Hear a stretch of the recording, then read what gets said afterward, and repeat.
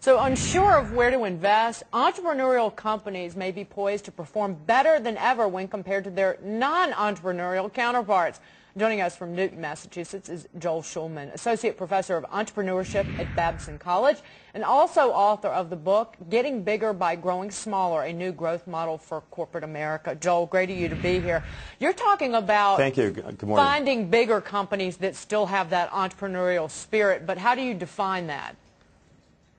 Well, that's a good question. It's more than founder CEOs. We look at entrepreneurs or individuals who have a vision, who take this vision from inception, assemble a team, gather the necessary resources, they marshal the resources, and they see that opportunity through.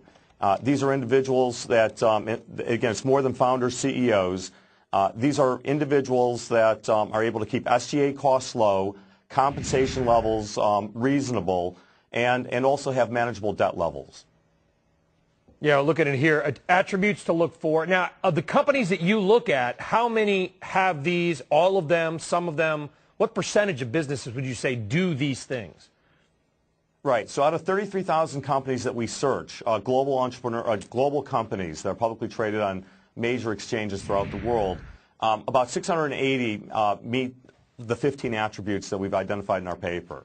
And I would say, so all 680 meet the 15 attributes, but we don't weight them the same. We have greater emphasis on management characteristics, the way they grow. We want to make sure that they grow organically. They're not growing through acquisition. And a case in point, for example, would be Apple Computers, where Steve Jobs has taken this company. He's achieved double-digit ROEs, something like 24, 25%. He has zero debt. His gross margins are double the average. But Joel, you said grow organically. Lala was just purchased last week by Apple. When do you decide that they're not growing organically? Same goes for Google, who has been snapping up company after company. Right. Good question. We usually keep it under 10% annually. So we look at things on a cumulative basis. We track it. If it's within 10% of their total ROA or our total assets under management, we consider it to be organic. So you're absolutely right. There are companies that are growing in a conservative manner through acquisition, but for the most part, it's organic growth. But it seems like your approach is very index-like. Do you factor in valuation at all? Well, then you would have wound up buying Dr. Coop and Pets.com, wouldn't you?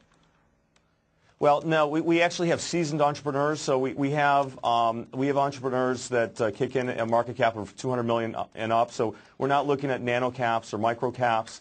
We're looking at seasoned entrepreneurs. So we have 680 that are about $200 million plus, and it's scattered in the various buckets of small, mid cap, and then large cap, which are $5 billion plus.